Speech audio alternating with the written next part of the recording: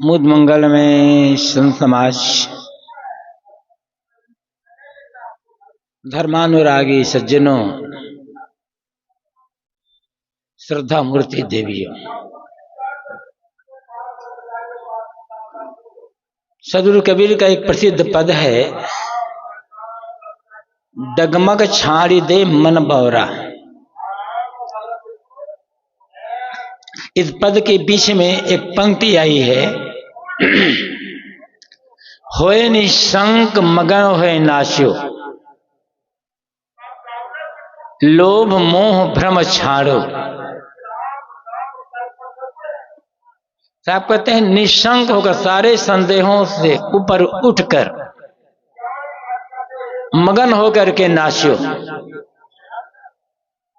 किंतु ध्यान रखना, मगन होकर नाचने के लिए लोभ मोह और भ्रम, इन तीनों को छोड़ना पड़ेगा। लोभ होता है निर्जीव पदार्थों के लिए, मोह होता है अपने माने गए मनुष्यों के लिए के प्रति, और भ्रम है जो जैसा नहीं है उसको वैसा मानना। इस पर चर्चा बाद में करेंगे। पहली बात साहब कहते हैं होए निशंक, निशंक हो जाओ। आदमी के मन में अनेक प्रकार के संदेह होते हैं, और संदेह भीतर भीतर आदमी को चाल कर उसी प्रकार कमजोर कर देता है जैसे घुन कीड़ा अंदर अंदर लकड़ी को चाल कर कमजोर कर देता है। आदमी को सबसे पहले संदेह होता है अपने जीवन निर्वाह के लिए और बुढ़ापा में सेवा के लिए, और इन दोनों के मूल में है अज्ञान। वैसे तो जितने भी संदेह हैं सबके मूल में है अज्ञान, नासमझी, अहंकार भी है और लोभ लालच भी। आदमी जब तक शरीर साथ दे रहा है, हाथ पैर चलता रहा, तब तक मेहनत करता रहे, और फिजूल खर्ची से बचकर थोड़ी वस्तुओं में गुजार करने की भावना रखे। उसे ये विश्वास रखना चाहिए कि जीवन भर खाने को मिलेगा। जरा सोचें, पशु पक्षियों के पास, कीड़े मकोड़ों के पास क्या है, फिर भी उनका जीवन चलता है। हम तो मनुष्य हैं, हाथ पैर हैं, बुद्धि है, समझ है, हमारा जीवन क्यों नहीं चलेगा? बुढ़ापा में सेवा कौन करेगा? पता है क्या? पता है कि सेवा की आवश्यकता होगी। जब आप ये सोच बराबर ये सोचोगे पता नहीं शरीर में रोग लगेगा तो दवा कहां से मिलेगी, दवा मिलेगी या नहीं मिलेगी, बुढ़ापा में सेवा कोई करेगा या नहीं करेगा, तो निश्चित समझ लें आपका बुढ़ापा कष्टमय होगा। बिना मतलब के आप रोग बुला लेते हो सकता है स्वस्थ होकर चलते फिरते शरीर छूट जाए। कभी किसी की सेवा की आवश्यकता ही न पड़े, और सेवा की आवश्यकता पड़ेगी तो कोई ना कोई सेवा करने वाले मिल जाएंगे। गुरुदेव जी जब घर में थे, अब यह था कि कुछ दिनों में घर वो छोड़ देंगे, सब घर वाले समझ चुके थे। तो एक बार गुरुदेव जी और उनके पिता दोनों साथ बैठे बात कर रहे थे। तो बात करते करते गुरुदेव जी के पिता ने कहा, साधु होने में बड़ा झंझट है, क्योंकि साधु का कोई अपना तो होता नहीं, घर परिवार बाल बच्चे, रोग लग जाए, बुढ़ापा आ जाए, कमजोरी आ जाए तो साधु की कौन सेवा करेगा। गृहस्थ हैं तो उनके बेटे बहू है, नाती पोते हैं और भाई बिरादर है, तो गृहस्थी में, बुढ़ापा में, रोग में सेवा करने वाले बहुत मिल जाते हैं, और साधु में कोई मिलेगा नहीं, उसका कोई होता ही नहीं है, इसलिए साधु होने में बड़ा झंझट है। तो गुरुदेव जी ने कहा, अनेक जानवर हैं, कई बार किसी जानवर का पैर टूट जाता है और कुछ हो जाता है, जब उनकी सेवा हो जाती है तो हमारी सेवा क्यों नहीं होगी। कहा, हाँ, जब इतना विश्वास है तो साधु होना में कोई कठिनाई नहीं है। जानवर सेवा कौन करता है।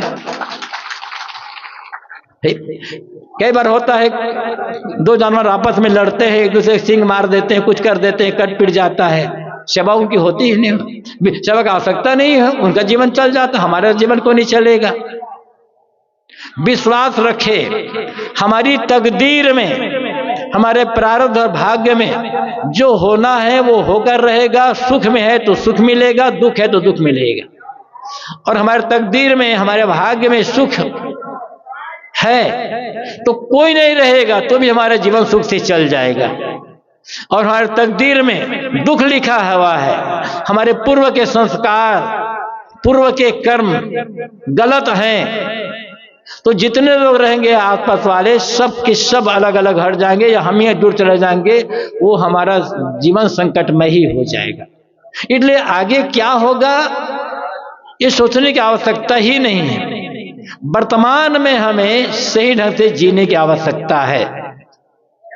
यदि अपने प्रारब्ध पर और अपने पुरुषार्थ पर भरोसा होगा तो उस आदमी को जीवन निर्वाह और सेवा के लिए संदेह नहीं होगा।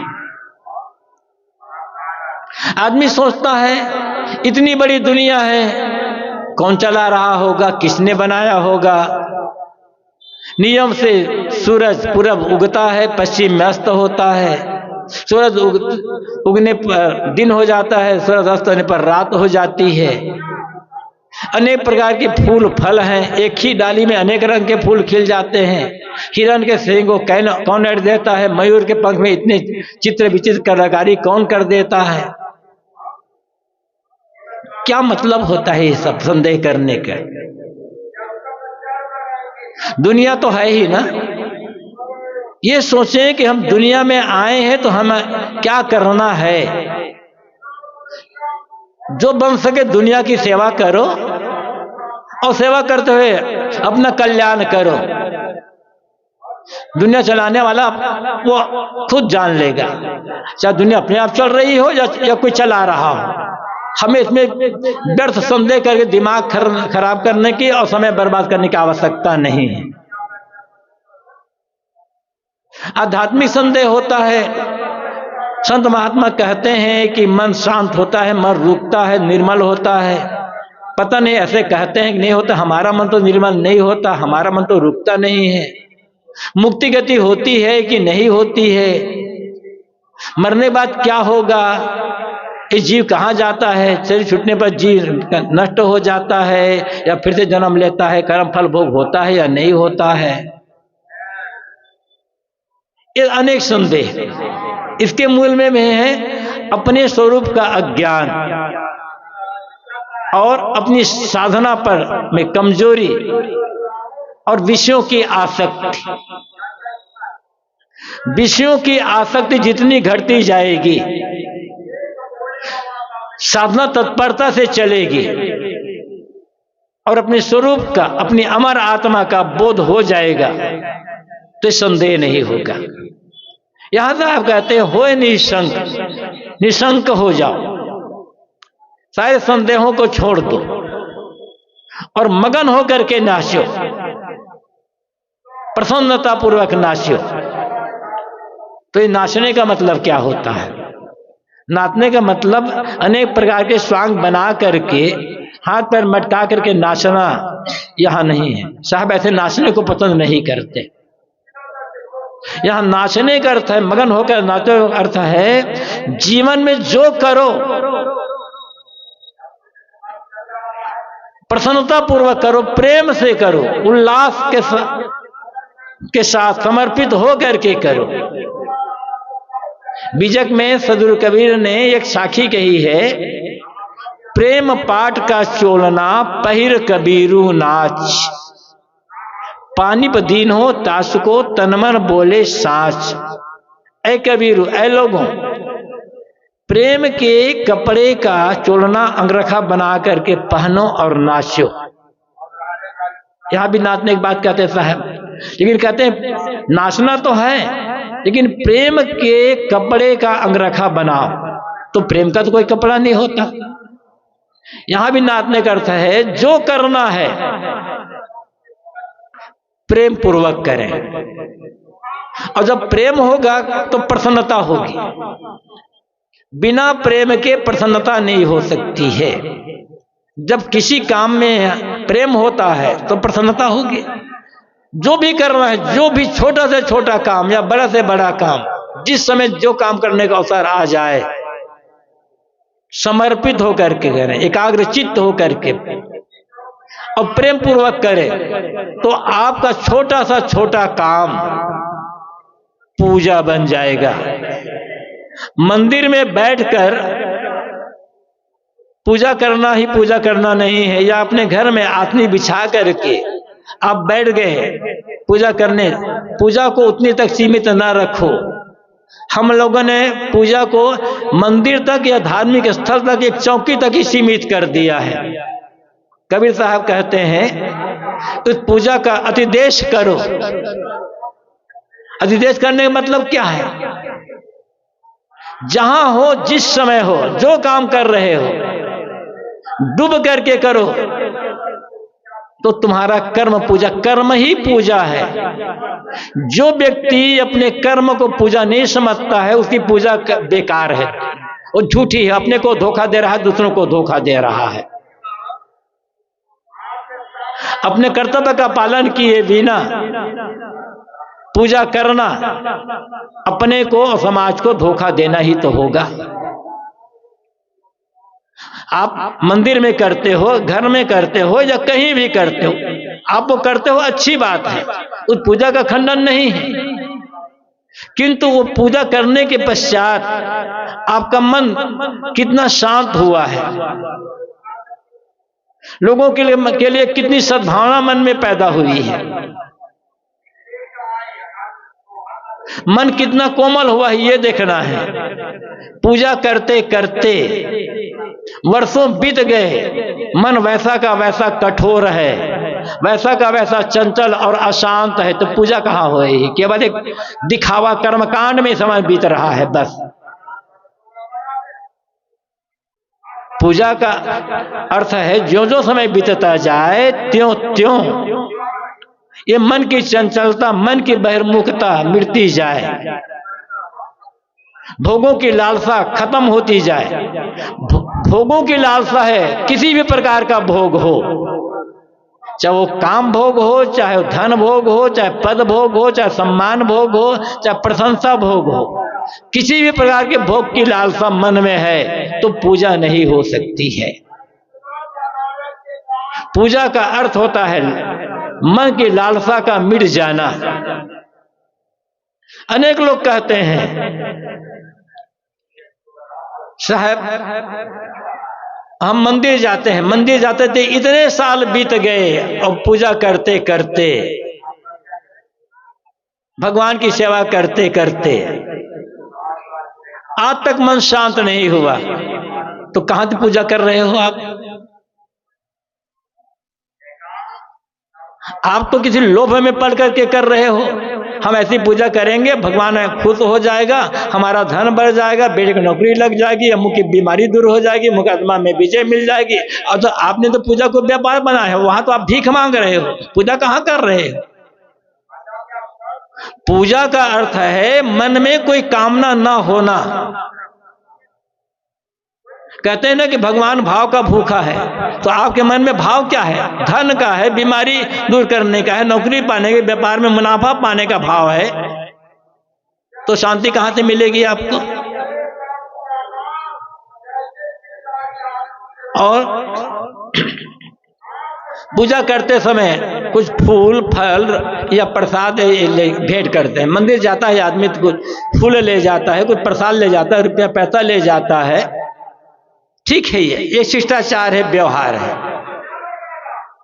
लेकिन इनसे पूजा एक सिर्फ बाहरी पूजा है,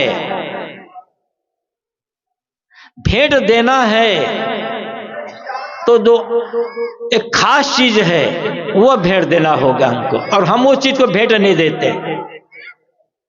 मान्यता है, लोगों का विश्वास है, हमारे पास जो कुछ है हमारा क्या है, सब तो ऊपर वाले ने दिया है, भगवान ने दिया है। तो भगवान ने आपको दिया, भगवान ने आपको रुपया पैसा दिया, जमीन जायदाद दिया, उसी में से थोड़ा आप भगवान दे दिए, वो तो आप भगवान की चीज को भगवान को अर्पित कर रहे हो ना। तो भगवान खुद कैसे होगा? भगवान की कृपा मिलेगी कैसे आपको? आप अपनी चीज दे, और जो आपने बनाई है, जो भगवान ने बनाई है, आप मानते हो भगवान ने सब चीज बनाई, तो भगवान ने जो बनाई वो चीज मत दो आप भगवान को। जो आपने बनाया है भगवान को वो चीज समर्पित हो, वो चीज का भेंट दो। और जो अपनी बनाई चीज भगवान को भेंट कर दोगे ना, तो उसी क्षण शांति मिल जाएगी, कल्याण हो जाएगा। अब आप कह सकते हैं हमने क्या बनाया, सब तो भगवान बनाया नहीं है। आपने, हमने, हर आदमी ने कुछ न कुछ बनाया है, और अपनी बनाई चीज बहुत प्यारी है। भगवान की बनाई चीज प्यारी है ही, उससे ज्यादा प्यारी है अपनी बनाई चीज। और हम सब कुछ को भगवान की बनाई चीज मान करके अर्पित कर देते बाहर, अपनी बनाई चीज को जीवन भर पकड़ करके रखते हैं, अर्पित नहीं कर सकते। तो आपका अपनी बनाई चीज क्या है? अहंकार आपका अपना बनाया, भगवान ने अहंकार नहीं बनाया। वासना हमने बनाई है, भगवान ने कोई वासना नहीं बनाई है। इस अहंकार और वासना को समर्पित कर तो पूजा सार्थक हो जाएगी। लेकिन ऐसा तो नहीं किया हमने ना,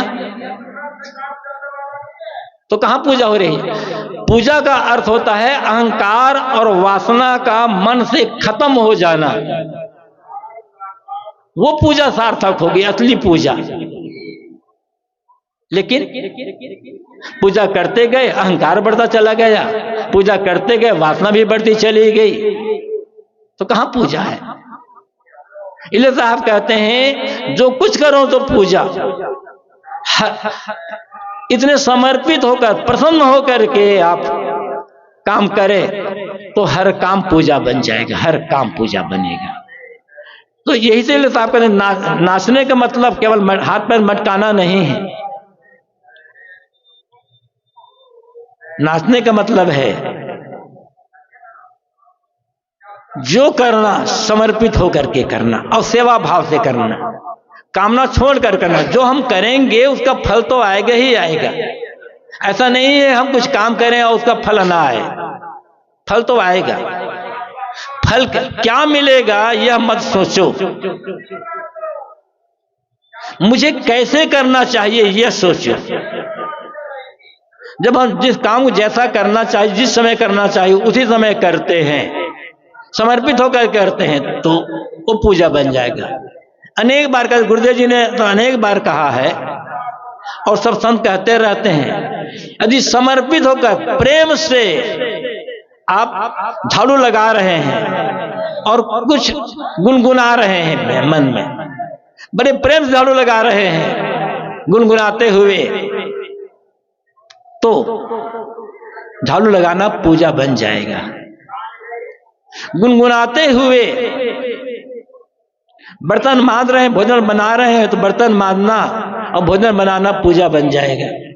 गुनगुनाते हुए प्रसन्न मन से नाली साफ कर रहे हैं, टॉयलेट साफ कर रहे हैं, तो नाली साफ करना और टॉयलेट साफ करना भी पूजा बन जाएगा। लेकिन हम गुनगुनाते हुए प्रसन्न मन से काम नहीं करते। कोई काम हमें किसी ने, अपने पिता ने, माँ ने, सास ने, अब किसी बड़े ने कोई काम बता दिया, काम तो करते हैं लेकिन गुनगुनाते हुए नहीं कर पाते, हम भुनभुनाते हुए करते हैं। लेकिन याद रखना चाहिए ये जीवन भुनभुनाने के लिए नहीं मिला है, गुनगुनाने के लिए मिला है। और जो सच्चा पुजारी होगा ना, वो भून भुनाना बंद हो जाएगा। यदि किसी प्रकार की भून भुनाहट हमारे मन में है तो हम पूजा नहीं कर पा रहे हैं, पूजा को हमने समझा ही नहीं है। जो सच्चा पुजारी होगा, किसी की भी पूजा करता हो, अलग भगवान मानकर पूजा करता हो, गुरु की पूजा करता हो या अन्य किसी की पूजा करता हो, जो सच्चे मन से पूजा करेगा उसका भुनभुनाना बंद हो जाएगा, उसके जीवन में केवल गुनगुनाना ही रह जाएगा। अब हम सबको ये सोचना है, समझना है कि मैं भुनभुनाता ज्यादा हूं या गुनगुनाता ज्यादा हूं। यदि गुनगुनाना बढ़ रहा है, भुनभुनाना घट रहा है, तो समझना पूजा जीवन में चल रही शुरू हो गई है, और धीरे धीरे भुनभुनाना पूरा खत्म हो जाएगा और गुनगुनाना ही शुरू हो जाएगा। और गुनगुनाना शुरू नहीं हुआ तो न पूजा काम आएगी, न सत्संग काम आएगा, न ध्यान चिंतन काम आएगा, कोई काम नहीं आएगा। जो कुछ कर रहे हैं उसका परिणाम क्या आ रहा है मन में? मन के काम करते समय या कोई ध्यान करते समय, पूजा करते समय मन का भाव कैसा, मन की भावना कैसी है? जो मन की जो भावना होगी उसी अनुसार से हमें मन का परिणाम मिलेगा। बाहर परिणाम कुछ भी हो, मन की दशा क्या है काम करते समय, काम करने के बाद भी, और जब खाली बैठे हैं तब भी। काम करते समय मन प्रसन्न है, काम बंद हो गया तो भी मन प्रसन्न है, बिस्तर पर बैठे हैं अपने घर में तो भी मन प्रसन्न है। तो पूजा तो पूरा जीवन, पूजा तो जीवन में आत्मसात हो चुकी है। इसलिए सदगुरु कबीर कहते हैं, प्रेम पाठ का चोलना पहिर के बीरू नाच। ऐ लोगों, प्रेम के कपड़े का अंगरखा बना करके पहनो और नाचो, फिर तुम्हारा जीवन प्रसन्नता से भर जाएगा, मन में कोई दुख रह ही नहीं जाएगा। पानी दीन हो तात को तन मन बोले साच। ये पूरी प्रकृति सत्ता उसके जीवन में चमक देती है, जिसके मनसा वाचा कर्मणा सत्य की प्रतिष्ठा होती है। झूठ से प्रेम करते करते झूठ इतना मीठा लगने लगा है कि थोड़ी सी सच्ची बात सुनते ही मन भयभीत हो जाता है, सच्ची बात कड़वी लगने लग जाती है। लोग ये भी कहते हैं सच कड़वा होता है, किंतु हकीकत यह है सच न कड़वा होता है न मीठा। सत्य कड़वा होता ही नहीं है, तो सच कड़वा लगता क्यों है? क्योंकि झूठ के प्रति मन में मिठास है। जब तक झूठ मीठा लगता रहेगा तब तक सच कड़वा लगता रहेगा, और हम झूठे के प्रेमी बन गए हैं। हर आदमी झूठे का प्रेमी बना हुआ है। एक होता है झूठ बोलना और एक होता है झूठी चीजों का मोही बनना, प्रेमी बनना। झूठी चीजें क्या है? जो आज है कल ना रहे, वो झूठ है। अभी देखो ये सभा लगी हुई है, 2 घंटा पहले इस सभा की ये स्थिति नहीं थी जो अभी है, और आधा घंटा पश्चात इस सभा की वो स्थिति नहीं रहेगी जो अभी है। अभी लगता है कि सभा सच है, लेकिन 2 घंटा पहले ये सभा झूठी थी ही नहीं। यहां पर आधा घंटा पश्चात सभा खत्म हो जाएगी। तो इस सभा सच कैसे? हम ये मान लें कि इतने लोग हमारे सभागार में बैठे हुए हैं, हमें सुन रहे हैं, और इसमें लोभा गए, तो जब यहां से लोग चले जाएंगे तब दुख होगा, मन में होगा अरे हमें सुनने वाले चले गए। बस है कहना है, लोगों तक संदेश देना, सदगुरु कबीर का संदेश दे दे। कितने लोग सुनने वाले हैं? 5 लोग हैं कि 50 लोग हैं कि 500 हैं या ज्यादा है? बस गुरुजनों द्वारा हमें जो महापुरुषों का संदेश मिला है उसको अपने जीवन में जीने का काम करें, और अपनी शक्ति सामर्थ्य के अनुसार लोगों तक बांटने का, पहुंचाने का काम करने का। ये ना सोचे कि इतनी बड़ी सभा होनी चाहिए। अपने बोलने का भी अहंकार नहीं करना है कि हम इतना सुंदर बोलते हैं या अमुक का बोलना खराब। सबका अपना अपना ढंग होता है। तो झूठी चीजों का मोह करते करते सच कड़वा लगने लगे हैं। साहब ने कहा है, झूठे सुख को सुख कहे, मानत है मनमोद, जगत चबे ना काल का कछ मुठी कुछ। संसार का सुख झूठा है। तो झूठी वस्तुओं से जो सुख मिलेगा वो सुख झूठा ही होगा।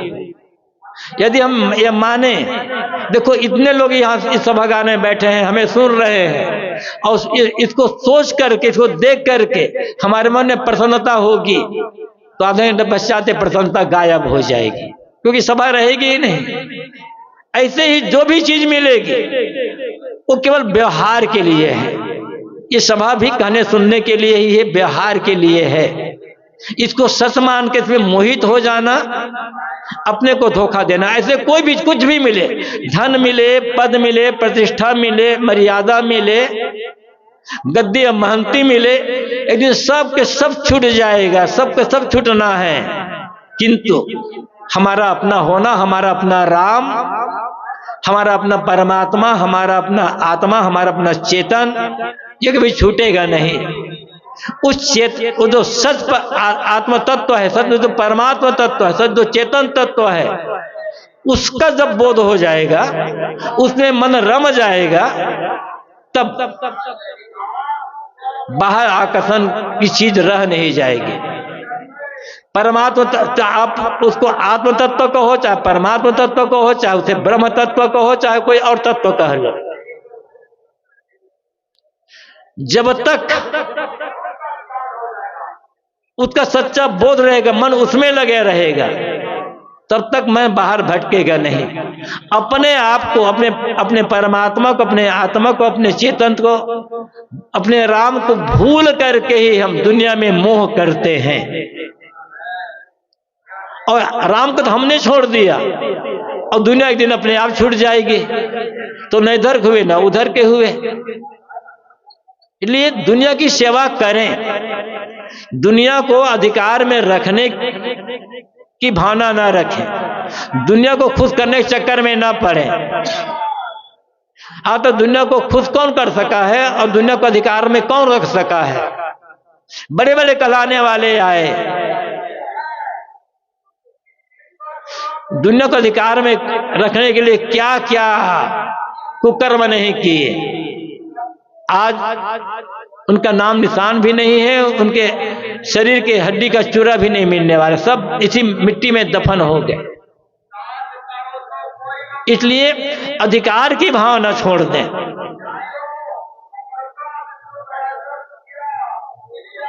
अधिकार की भावना छोड़ करके काम करें, बस जो बंदा की सेवा कर दें। बस दुनिया की सेवा करते हुए मन को अपने आत्मा राम में लगा करके रखें। तो बात में ये कह रहा था, पानी दीन हो तास को तनमल बोले साच।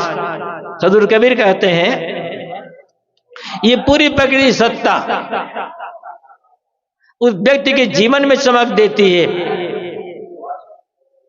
जिसके मनसा वाचा कर्मणा सत्य की प्रतिष्ठा होती है। मनसा वाचा कर्मणा सत्य की प्रतिष्ठा क्या है? सबसे पहले सच्चा ज्ञान हो। और सच्चा ज्ञान क्या है?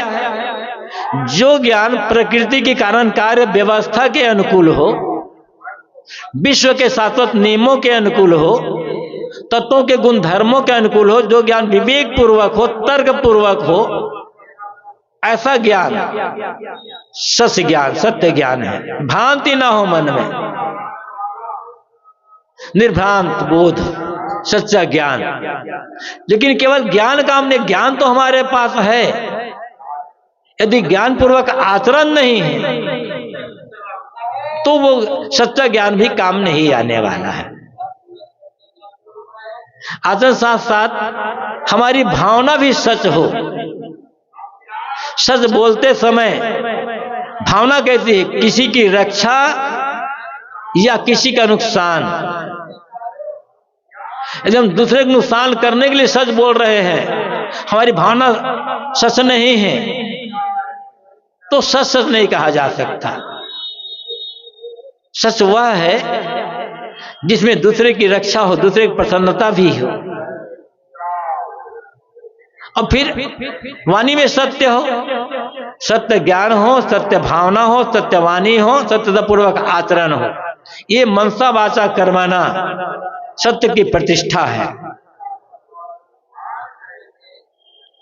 ऐसा जिसके जीवन में हो जाएगा, जो किसी भौतिक वस्तु की प्राप्ति के लिए, अपने मन इंद्रियों की चंचलता की पूर्ति के लिए, विषयासक्ति के लिए, रुपये पैसे के लिए, मान सम्मान के लिए, गद्दी महंती के लिए जानबूझ करके झूठ नहीं बोलता है। जो सोचता है सच बोल करके, यदि सच बोल करके कुछ नुकसान भी हो जाता है तो वो नुकसान नहीं है। लेकिन झूठ बोलकर हम दूसरे से कुछ ठग लेते हैं तो पैसा मिल जाना कोई बड़ा लाभ नहीं है, क्षणिक लाभ है वो, क्योंकि वो हमने झूठ बोलकर जो ठगा है, ठग करके जो प्राप्त किया है, एक दिन वो चीज हमारे पास रहने वाली नहीं है। तो फिर हमारा मन खराब हुआ, संस्कार खराब हुए और चीज भी छूट गई तो फायदा क्या हुआ। इसलिए जितना संभव हो अपने अपनी श्रेणी शक्ति योग्यता के अनुसार हर व्यक्ति को सच बोलने का प्रयास करना चाहिए और सत्यता पूर्वक आचरण भी करना चाहिए। बोल करके नकार देना ये झूठ की पूजा है। जो कहा है वैसा करने का प्रयास करना, शक्ति चले तक। मैं बात में नाचने की कह रहा था, होए निशंक मगन होए नाचो, लोभ मोह भ्रम छाड़ो। सदगुरु कहते हैं निस्संदेह हो करके, खुले मन से, प्रसन्न होकर के नाचो। मतलब निस्संदेह विश्वास पूर्वक सही मार्ग पर चलो, सही व्यवहार करो और सही काम करो, तो जीवन में मगन होकर नाचते रह जाओगे। पूरे जीवन में प्रसन्नता ही रह जाएगी। लेकिन इसके लिए शर्त है, लोभ मोह भ्रम छाड़ो। लोभ मोह और भ्रम को छोड़ना पड़ेगा। मैंने कहा लोभ निर्जीव पदार्थों के लिए होता है। मठ, मकान, जमीन, खेत, खलिहान, रुपये, पैसे, सोने चांदी के गहने, गद्दी महंती, ये सब निर्जीव है। इनके प्रति आकर्षण, इनके प्रति पकड़ बुद्धि लोभ है। चीजें कम है, ज्यादा है, यथा योग्य प्रयोग कर लें, लेकिन ललचाए ना। लोग का मतलब है ललचाना, देख देख करके ललचाते रहना, और मिले ये ललचाते रहना। ये ललचाना बंद करे। जो मिला काम करें, शक्ति अनुसार से, समय शक्ति योग्यता अनुसार से भरपूर काम करें, और उस काम में जो फल मिल जाए उसमें संतोष रखे और उसमें गुजारा करें। साहब कहते ये पहले ऐसा कर, यदि मगन होकर नाचना है, हमें प्रसन्नता से जीना है, तो लोभ छोड़ना पड़ेगा। मोह होता है सजीव प्राणियों के लिए, और प्राणियों में भी मनुष्यों के लिए, जिनका अपना माना जाता है, अपना परिवार, अपना कुल कुटुंब, अपना मठ, अपने आश्रम के सदस्य, इनके लिए मोह होता है। और मोह जहां होगा वहां कहीं न कहीं पक्षपात होगा। जो बन सके आदर दें, सम्मान दें, प्रेम करें, सेवा करें, लेकिन किसी एक व्यक्ति विशेष से मन को चिपका करके रखे ना। ये मोह ही तो भवसागर है। मानस में गोस्वामी जी ने कहा, मोह सकल व्याधिन कर मूला। सारी व्याधियों, सारी भव व्याधियों का मूल ये मोह ही है। और मोह ही वो भवसागर है जिसे पार करने के लिए ये मानव जीवन मिला हुआ है। तो प्रेम करना है, लोगों से प्रेम देना है, सेवा करना है, आदर सम्मान करना है, जो करना है करें, लेकिन मन को चिपकाए ना। क्योंकि जितना चिपकाओगे उतना भयभीत रहोगे, चिंतित रहोगे और मन अशांत बना रह जाएगा। साहब कहते हैं मोह को छोड़ दो और भ्रम को छोड़ो। भ्रम क्या है? जो जैसा नहीं है उसको वैसा मानना, या जो चीज जहां नहीं है वो चीज को वहां मान लेना, यह भ्रम है। जैसे गर्मी के दिनों में दोपहर के समय सूरज की किरणों की लहरियों में प्यासे मृग को पानी का आभास होता है। यह आभास भ्रम है। वहां पानी है नहीं, लेकिन लगता है प्यासे मृग को या आदमी को भी लगता है। दूर देखो तो धूप झिलमिला रही है, लेकिन लगता है पानी सागर लहरा रहा है, और तो आदमी से धोखा खा जाता है। ये भ्रम है। सबसे बड़ा भ्रम क्या है? हमारे सुख का आधार, हमारे सुख का केंद्र हमसे अलग है, ऐसा मान करके बाहर सुख पाने के लिए भटकते रह जाना जिंदगी भर, और अंत में दुख पाते पाते, दुख में बिलबिलाते पछताते पछताते दुनिया से विदा हो जाना। हर आदमी दौड़ रहा दुनिया के पीछे, अब सुख मिलेगा, अब सुख मिलेगा, अब सुख मिलेगा। कितना सुख बटोरा पीछे पीछे दौड़ते हुए। काम करे, सेवा करे, व्यवहार करे, जो करना वो करें, लेकिन वहां सुख नहीं है। सुख आपके पास है, आपके भीतर है। मन की एकाग्रता में, मन की स्थिरता में, मन की निर्मलता में, संतोष में और आत्मज्ञान में ये सुख है, वो भीतर है। भटकना नहीं है। भटकेंगे तो चीजें मिलेगी, और वहां कोई विराम है ही नहीं। विराम अपने आप में है। जिसका मन बहिर्मुखता से हटकर अंतर्मुख हो गया, सारी मलिनता छोड़कर निर्मल हो गया और पूर्ण संतुष्ट है, आत्म संतुष्ट मन, आत्म तृप्त है मन, आत्म संतुष्ट है, वो आत्म तृप्ति में, आत्म संतुष्टि में ही सुख है।